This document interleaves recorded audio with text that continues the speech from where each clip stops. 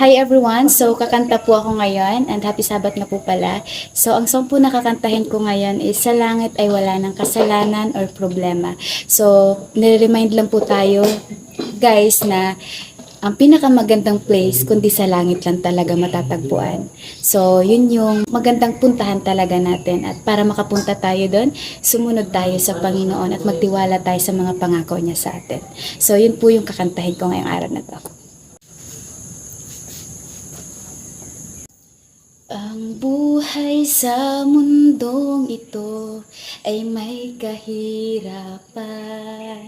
Laging nababalitaan, puro kaguluhan. Oras-oras may kalungkutan.